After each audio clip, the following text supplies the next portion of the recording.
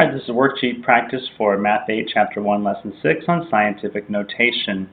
The basic process for scientific notation, if you recall from your book, is that we're going to look at this number that they give us, 9.03, and then we're going to look at 10 to the second power, and we're going to move our decimal around that many places.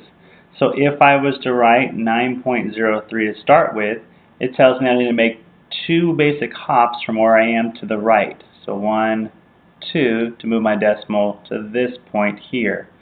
So my new number simply becomes, in this case, 903.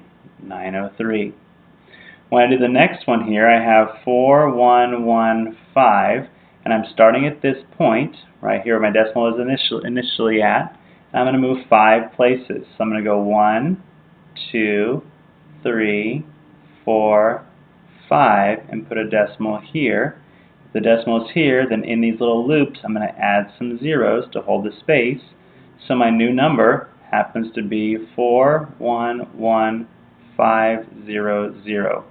So 411,500 is that number written out in standard form.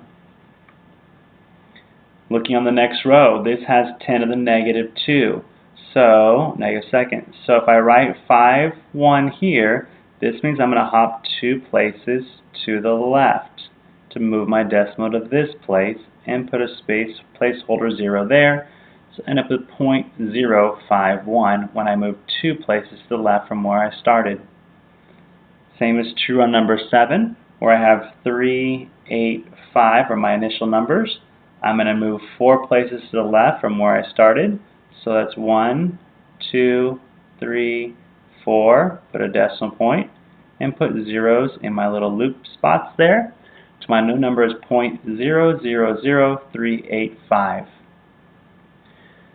When I come down in the bottom section, it's the same idea, but now I want to see, okay, if I'm going to move the decimal point from here over to here, I'm going to move it 1, 2, 3 to get it to there.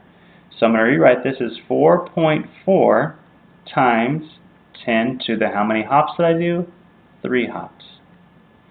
On this one, I'm going to have a 6.99 because that's where my decimal is going to end up at, times 10 to the how many hops does it take to get there. Starting here, 1, 2, 3, 4, 5, 6, 7.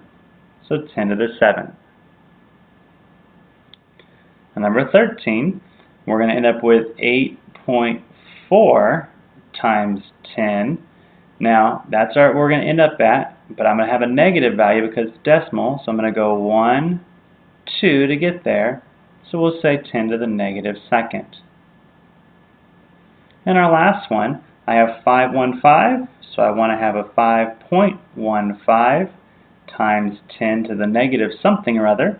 So how many hops are we doing? We're going 1, 2, 3, 4, 5, 6, 7 to get to that point in our number. And that's how you write that in scientific notation.